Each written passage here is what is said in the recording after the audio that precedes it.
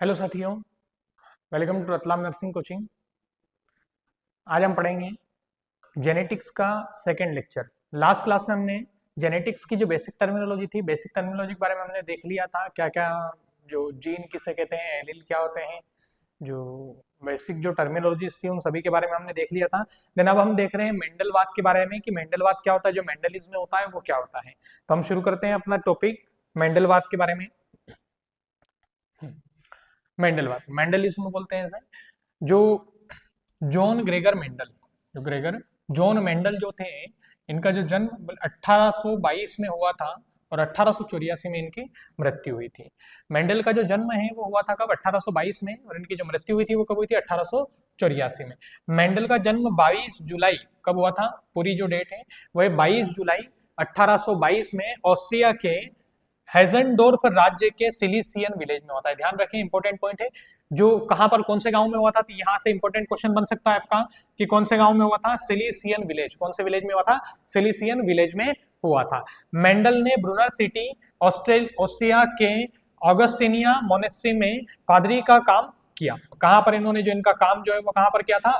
ऑगस्टिनिया में किया था। कहां पर किया था? ऑगस्टिनिया में किया था।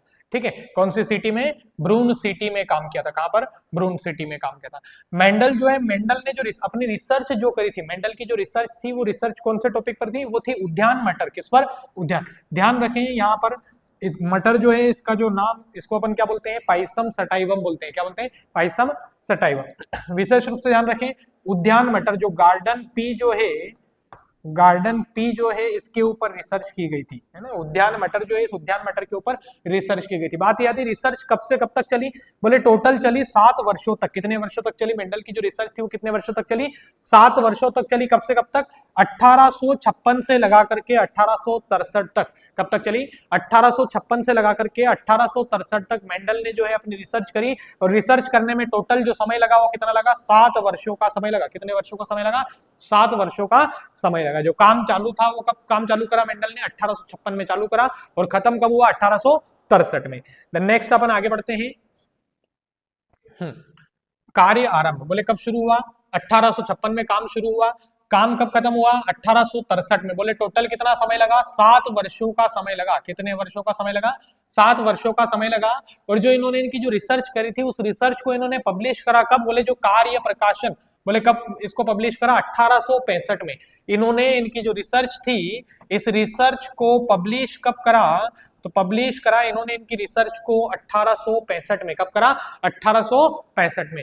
जिस जर्नल में इन्होंने अपनी रिसर्च को पब्लिश करा वो क्या थी? बोले नेचर फॉर सेंडर वेरियन। क्या था?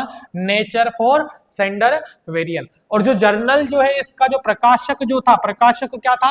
Natural history society, natural history society of Brunn. क्या था? Natural history society of Brunn. जो प्रकाशित पेपर के जो शीर्षक हैं, जो प्रकाशित पेपर का जो शीर्षक था वो शीर्षक क्या था? ये इंपॉर्टेंट हो सकता है आपके लिए। यहाँ पर जो प्रकाशित पेपर का जो शीर्षक जो था वो क्या था? Experiment on plant hybridization. क्या था? Experiment on plant hybridization. किसके ऊपर इन्होंने जो रिसर्च करी थी, उसमें जो प्रकाशित पेपर का जो शीर्षक था वो क्या था? Experiment on plant hybridization. उनके कार्य को मान्यता मिले बिना ही 1884 में इनकी किडनी रोग से क्या हो गई थी? मृत्यु हो गई थी। बोले 1884 में इनकी मृत्यु हो गई थी। इन्होंने जो इनकी रिसर्च करी थी वो पूरी तरह से पब्लिश नहीं हुई, इसके पहले इनकी क्या हो गई? डेथ हो गई। जो किडनी डिसीज जो थी, वो डिसीज भी यहाँ पर मेंशन करी है मैंने, ब्राइट डिसीज। कौन सी बीमारी की वजह से इनकी मृत्यु हुई थी? ब्राइट डिसीज की वजह से। इंपॉर्टेंट है, ध्यान रखना, ब्राइट डिसीज की वजह से इनकी जो है मृत्यु हुई थी। बोले ये कौन सी बीमारी है? बोले किडनी डिसीज है। काय की बीमारी है? Kidney disease. बोले इसकी वजह से क्या हुई थी? इनकी मृत्यु हो गई थी। देन नेक्स्ट अपन आगे बढ़ते हैं। मेंडल की मृत्यु के 16 वर्षों के बाद, कितने सालों के बाद? 16 सालों के बाद 3 नए वैज्ञानिक आए। कितने वैज्ञानिक आए? 3 नए, जिन्होंने सन 1900 में मेंडल के कार्य की पुनः खोज की। मेंडल की मृत्यु के बाद में 16 साल के बाद में, मेंडल की मृत्यु के 16 साल के बाद में सन 1900 में 3 फिर नए वैज्ञानिक आए, और उन वैज्ञानिकों ने मेंडल का जो कार्य था उस कार्य को वापस से क्या करा? पुनः उसके ऊपर क्या करी? रिसर्च करी।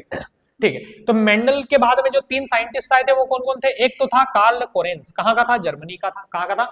जर्मनी का। एक था ह्यूगो डिवरिस, कौन था? ह्यूगो डिवरिस, जो कहाँ का था? हॉलैंड का था। कहाँ का? हॉलैंड का। और एक और था एरिक वॉन, कौन था? Eric von. एरिक वॉन जो था ये था ऑस्ट्रिया का। कहाँ का था? ऑस्ट्रिया का। बात करते हैं जो कार्ल कोरेंस जो है, कार्ल कोरेंस ने रिसर्च करी थी वही सेम जो मेंडल ने रिसर्च करी थी, पर इसने किसका उपयोग करा? यहाँ पर मक्के के पौधे का उपयोग करा। किसका उपयोग करा? मक्के के पौधे का प्रयोग करा। देन इसके बाद में ह्यूगो डिवरिस जो था, इन्होंने किस पर रिसर्च करी? बोले इन्होंने रिसर्च करी थी इवनिंग प्राइमरोज पर। किस पर करी थी?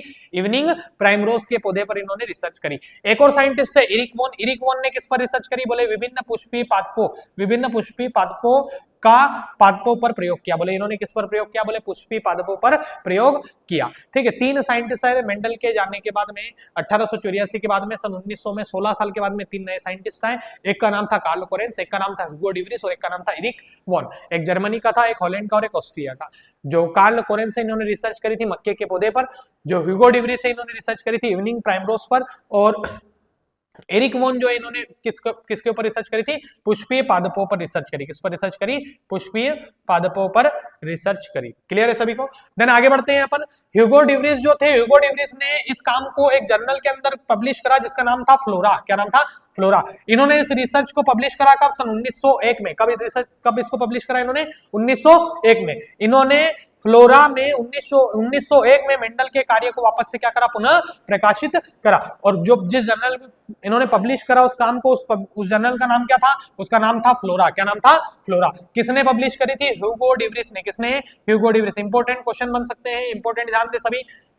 ह्यूगो डिवरिस ने वापस से पब्लिश करा। कब करा था? 1901 में। किसके अंदर करा था? फ्लोरा के अंदर करा था। किसके अंदर करा था? फ्लोरा के अंदर। देन इसके बाद में कार्ल कोरेंस ने मेंडल के निष्कर्षों को दो नियमों में परिवर्तित किया। जो मेंडल के जो निष्कर्ष थे, मेंडल के टोटल कितने मैंने आपको बताऊंगा आगे, तीन जो निष्कर्ष थे, इन तीन निष्कर्ष के बारे में मैं आप लोगों को बताऊंगा। ये जो तीन निष्कर्ष थे इनको इन्होंने क्या करा? वापस से दो नियमों में इन्होंने क्या कर दिया? उनको परिवर्तित कर दिया।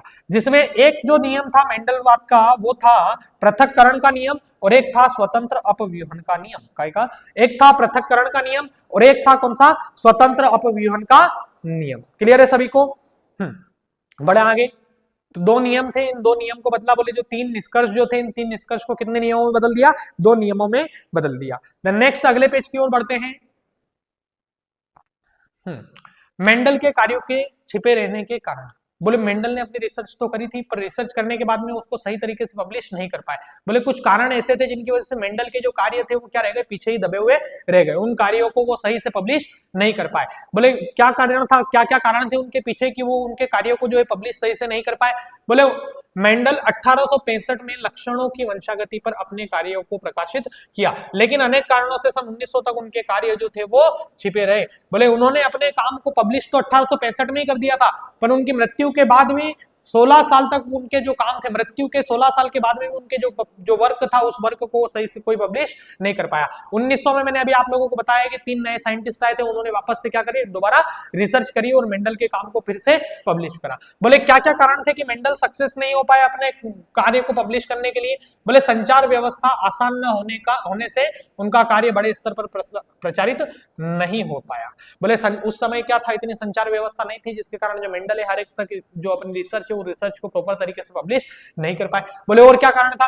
बोले मेंडल के अनुसार कारक स्थायी और विविक्त इकाई बोले मिश्रित नहीं होते हैं, लेकिन यह बात उनके समकालीन वैज्ञानिकों द्वारा स्वीकार नहीं किया गया। बोले मेंडल ने बताया था कि उन्होंने जो रिसर्च करी है उसमें उन्होंने जो कारक जो बताए थे वो कारक स्थायी और विविक्त इकाई बोले मिश्रित नहीं होते हैं। उन्होंने जो कारक के बारे में बताया वो बताया कि कारक जो रहते हैं वो कैसे मिश्रित नहीं होते, लेकिन उनके जो साथ के जो उनके वैज्ञानिक जो थे, उनके जो साथ में जिन्होंने रिसर्च करी थी, उन्होंने इस काम को बिल्कुल पूरी तरह से स्वीकृत नहीं किया। देन मेंडल द्वारा अपने अध्ययन में गणित का प्रयोग उस समय के अनुसार पूर्णतः एक नई बात थी। बोले मेंडल ने जो रिसर्च करी तो मेंडल ने रिसर्च के अंदर किसका उपयोग करा? बोले मैथ्स का यूज करा। किसका यूज करा?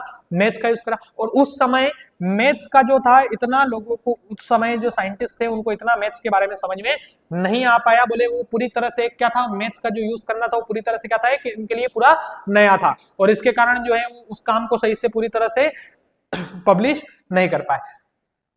वह कारकों की उपस्थिति का कोई भौतिक प्रमाण नहीं दे सके तथा वे न ये बता सके कि कारक किसके बने होते हैं। बोले उन्होंने फैक्टर के बारे में बताया तो सही, पर वो फैक्टर के बारे में पूरी तरह से क्लियरली आइडेंटिफाई नहीं कर पाए और ये भी नहीं बता पाए कि जो फैक्टर रहते हैं वो फैक्टर किसके बने हुए होते हैं। उसके कारण वो जो है इनके कार्यों को पूरी तरह से क्या नहीं कर पाए, पब्लिश नहीं कर पाए। कुछ कारण है जिनकी वजह से अपने कार्यों को पब्लिश नहीं कर पाए, मैंने आप लोगों को बताया है। नेक्स्ट अपन आगे बढ़ते हैं।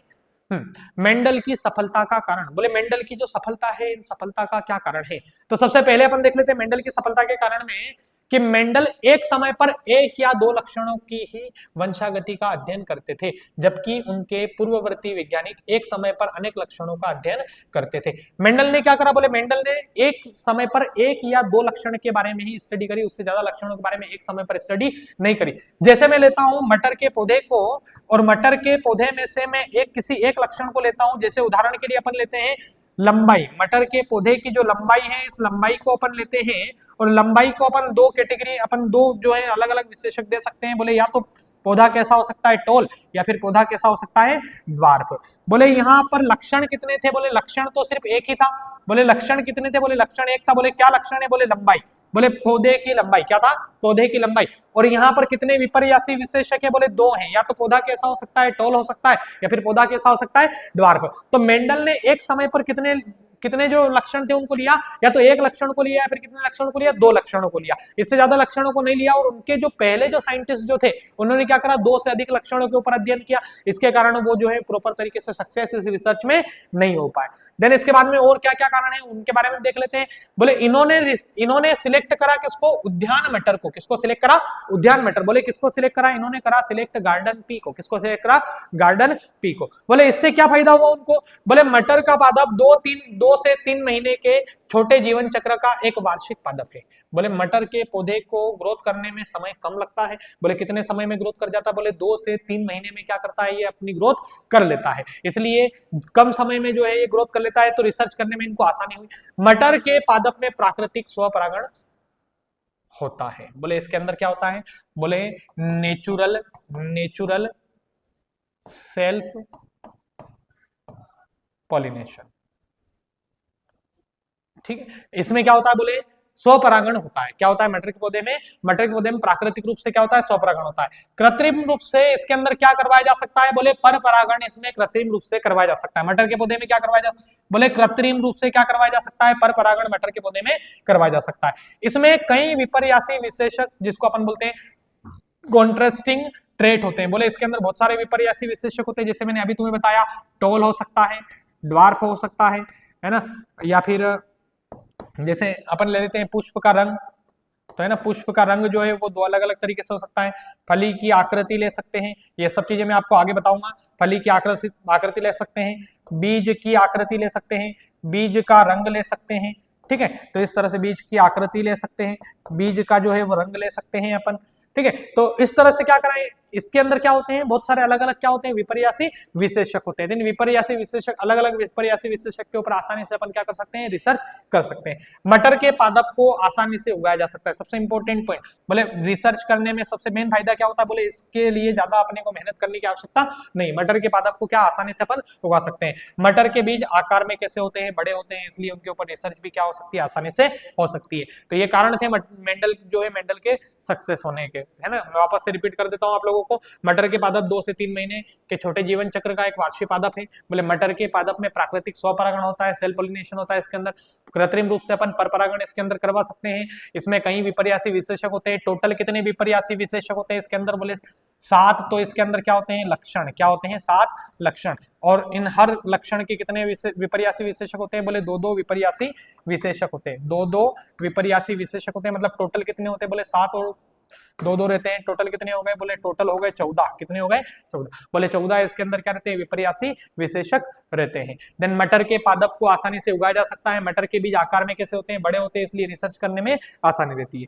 देन इसके बाद में अगले आगे बढ़ते हैं अपन। नेक्स्ट और क्या क्या कारण थे, मेंडल ने गुणात्मक लक्षणों, बोले क्या करा इन्होंने, बोले इन्होंने करा क्वालिटेटिव कैरेक्टर। बोले जो क्वालिटेटिव कैरेक्टर थे, क्वालिटेटिव कैरेक्टर की वंशागति का मात्रात्मक विश्लेषण किया।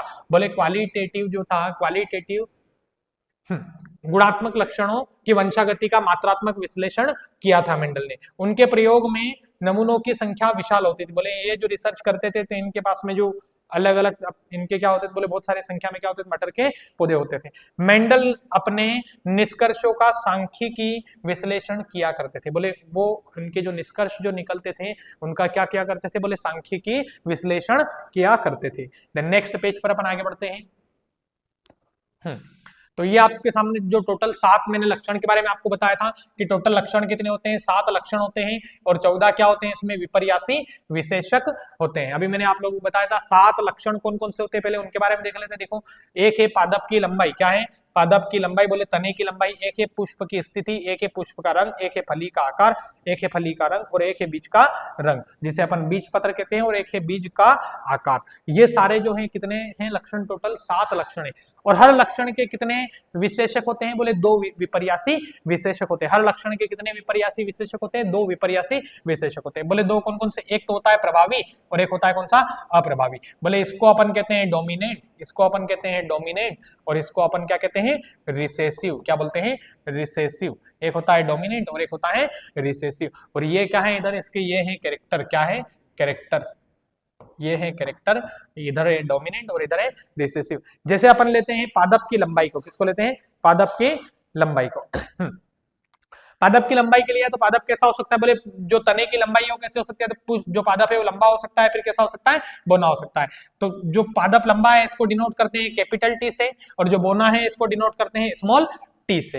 देन इसके बाद में अपन लेते हैं पुष्प की स्थिति, क्या पुष्प की स्थिति। तो पुष्प की जो स्थिति है वो 2 तरह की हो सकती है, तो अक्षीय हो सकता है या फिर अंतस्थ हो सकता है। बोले अक्षीय है तो इसको किससे डिनोट करेंगे, बोले इसको डिनोट करेंगे कैपिटल ए से, और अंतस्थ है तो इसको अपन डिनोट करेंगे स्मॉल ए से। देन इसके बाद में अगला आता है पुष्प का रंग, क्या आता है, पुष्प का रंग। तो पुष्प के रंग को अपन क्या किससे डिनोट कर सकते हैं, बोले इसको डिनोट कर सकते हैं वी से। किससे डिनोट कर सकते हैं, वी से। बोले अगर बैंगनी होगा तो कैपिटल वी लिखेंगे, और अगर सफेद होगा तो स्मॉल वी लिखेंगे। क्लियर है, अगर बैंगनी होगा तो कैसा लिखेंगे, कैपिटल वी, और अगर स्मॉल होगा, सफेद होगा तो कैसा लिखेंगे अपन, स्मॉल वी से लिखेंगे। देन इसके बाद में आता है फली का आकार, किसका आकार, फली का आकार। तो देखो फली का आकार जो है, फली कैसे हो सकती है, या तो फली फुली हुई हो सकती है या फिर कैसे हो सकती है, सिकुड़ी हुई हो सकती है। अगर फुली हुई रहेगी तो इसके लिए अपन उपयोग में करेंगे कैपिटल एफ, किसका उपयोग करेंगे, इसको डिनोट करने के लिए कैपिटल एफ का। और अगर सिकुड़ी हुई रहेगी तो इसमें उपयोग करेंगे अपन स्मॉल एफ का, किसका उपयोग करेंगे, स्मॉल एफ का। देन इसके बाद में अगला आता है फली का रंग, किसका रंग, फली का रंग, जिसको इंग्लिश में बोलते हैं पोड कलर। क्या बोलते हैं, पोड कलर। बोले 2 तरह का हो सकता है, तो हरा हो सकता है या फिर कैसा हो सकता है, पीला हो सकता है। बोले हरा मतलब ग्रीन, बोले इसको ग्रीन को डिनोट करेंगे अपन कैपिटल जी से, और अगर पीला है तो इसको अपन डिनोट करेंगे स्मॉल जी से। क्लियर है सभी को। देन इसके बाद में बीज का रंग, अगला आता है बीज का रंग। बोले बीज का जो रंग है इसको अपन बीज पत्र बोलते हैं, और इसको अपन 2 तरह से डिनोट कर सकते हैं, या तो पीला हो सकता है बीज का रंग, या फिर कैसा हो सकता है, हरा हो सकता है। अगर बीज का रंग पीला है तो इसको डिनोट करते हैं कैपिटल वाई से, और अगर हरा है तो इसको डिनोट करते हैं स्मॉल वाई से। देन इसके बाद में आता है बीज का आकार। बीज का आकार 2 तरह का हो सकता है, या तो गोल हो सकता है या फिर कैसा हो सकता है, झुर्रीदार हो सकता है। अगर बीज का आकार गोल होता है तो इसको अपन डिनोट करते हैं कैपिटल आर से, और अगर बीज का आकार झुर्रीदार होता है तो इसको अपन डिनोट करते हैं स्मॉल आर से। आई होप आप लोगों को सारी चीजें समझ में आई होगी। देन अपन आगे बढ़ते हैं। टोटल कितने कैरेक्टर है इसके, 7 इसके क्या है कैरेक्टर है, और 14 क्या है इसके विपर्यासी विशेषक है। क्लियर है सभी को, आगे बढ़ते हैं।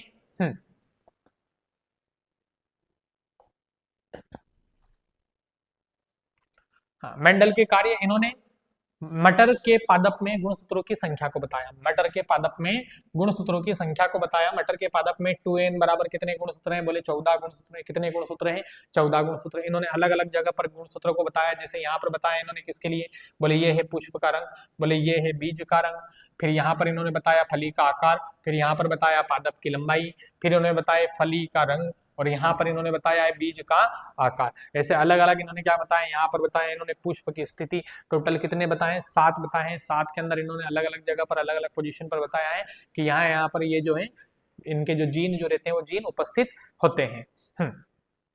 बढ़ते हैं अपन आगे। देखो एक बार अपन जीन के बारे में देख लेते हैं, जीन के बारे में देख लेते हैं। देखो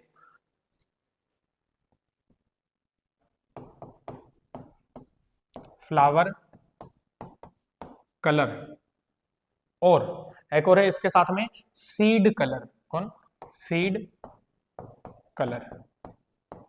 ये दोनों जो हैं, ये दोनों कौन से नंबर के क्रोमोसोम पर उपस्थित होते हैं? बोले गुणसूत्र नंबर, क्रोमोसोम नंबर 1 पर। कहां पर उपस्थित होते हैं? क्रोमोसोम नंबर 1 पर उपस्थित होते हैं। देन इसके बाद में अगला है फ्लावर की पोजीशन, पहला। दूसरा है फ्लावर पोजीशन और पोड शेप और स्टेम हाइट। स्टेम हाइट ये जो है ये रहते हैं प्रेजेंट किस पर? क्रोमोसोम नंबर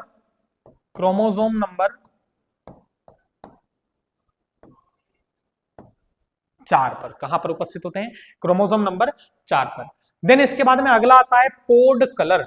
कौन सा? अगला आता है पोड कलर। पोड का जो कलर है वो उपस्थित होता है क्रोमोसोम नंबर 5 पर। कहां पर उपस्थित होता है? क्रोमोसोम नंबर 5 पर। चौथा आता है सीड। सीड का शेप क्या आएगा? सीड का शेप, जो सीड शेप जो रहता है वो होता है क्रोमोसोम नंबर 7 पर उपस्थित। कितने नंबर पर उपस्थित रहता है? क्रोमोसोम नंबर 7 पर उपस्थित रहता है। ध्यान दें सभी, फ्लावर कलर, सीड कलर जो है क्रोमोसोम नंबर 1 पर रहते हैं। फ्लावर की पोजीशन, पोड शेप, स्टेम हाइट जो है क्रोमोसोम नंबर 4 पर। पोड का कलर जो है क्रोमोसोम नंबर 5 पर। और सीड का जो शेप है वो क्रोमोसोम नंबर 7 पर उपस्थित होता है। ध्यान रखें सभी, कोई दिक्कत? बढ़ते हैं अपन आगे। नेक्स्ट है स्टार्च ब्रीडिंग एंजाइम। हाँ, ध्यान देना, स्टार्च ब्रीडिंग एंजाइम के अभाव में मेंडल को झुर्रीदार बीज प्राप्त हुए। बोले एक एंजाइम जिसका नाम है स्टार्च ब्रीडिंग एंजाइम, एसबीई, शॉर्ट में इसको बोलते हैं एसबीई। इसने मेंडल ने बताया कि अगर स्टार्च ब्रीडिंग एंजाइम, बोले स्टार्च ब्रीडिंग एंजाइम अगर उपस्थित है तो ऐसी परिस्थिति में हमें जो बीज है वो कैसे मिलेंगे? राउंड मिलेंगे। कैसे मिलेंगे? बीज हमें राउंड, बोले गोल बीज मिलेंगे। कैसे बीज मिलेंगे अपने को? गोल बीज मिलेंगे। और अगर स्टार्च ब्रीडिंग एंजाइम अगर कैसा है? अनुपस्थित है, तो ऐसी स्थिति में अपने को कैसे बीज मिलेंगे? झुर्रीदार, बोले रिंकल्ड बीज मिलेंगे। कैसे मिलेंगे? Wrinkled seed. ध्यान रखें सभी, या तो राउंड मिलेंगे या फिर कैसे मिलेंगे? रिंकल्ड मिलेंगे। स्टार्च ब्रीडिंग एंजाइम के अभाव में मेंडल को झुर्रीदार बीज प्राप्त हुए। इन्होंने बताया कि अगर स्टार्च ब्रीडिंग एंजाइम प्रेजेंट है तो इनको कैसे बीज मिलेंगे? राउंड बीज मिलेंगे। और अगर स्टार्च ब्रीडिंग एंजाइम अगर एब्सेंट है तो ऐसी कंडीशन में इनको कैसे बीज मिलेंगे? रिंकल्ड बीज मिलेंगे। क्लियर है सभी को? आई होप आपको मेंडल के बारे में बेसिक चीजें जो है सभी समझ में आई होगी। जो फर्स्ट लेक्चर है, फर्स्ट लेक्चर के अंदर मैंने मेंडल जो जेनेटिक्स जो है, जेनेटिक्स की बेसिक टर्मिनोलॉजी, जैसे कि जेनेटिक्स क्या होता है, इनहेरिटेंस क्या होता है, वेरिएशन के बारे में, है ना, जीन के बारे में मैंने वहां पर बताया है आप लोगों को, एलील के बारे में बताया है वहां पर, और फिनोटाइप क्या होता है, जीनोटाइप क्या होता है, फिनोकॉपी, है ना, और बाकी और भी कई चीजें मैंने वहां पर जो होमोजाइगस, हेटेरोजाइगस है, इन सभी चीजों के बारे में मैंने फर्स्ट लेक्चर के अंदर ऑलरेडी बता रखा है। बेसिक इंट्रोडक्शन जो है जेनेटिक्स का, वो सारी चीजें मैंने वहां पर फर्स्ट लेक्चर में बता रखी है, आप लोग वहां जाकर के देख सकते हैं। देन ये जेनेटिक्स का जो सेकंड लेक्चर है, इसमें मैंने मेंडलिज्म के बारे में बताया, मेंडल ने क्या क्या काम करे थे, कब कब उन्होंने रिसर्च करी, किस में पब्लिश करा है, उन सभी चीजों के बारे में मैंने तुम्हें बताया है। 7 लक्षण जो थे उनके बारे में बताया है, और 14 जो विपर्यासी विशेषक थे उनके बारे में मैंने आप लोगों को बताया। आई होप आप लोगों को जानकारी जो है समझ में आई होगी, अच्छी लगी होगी। Thank you.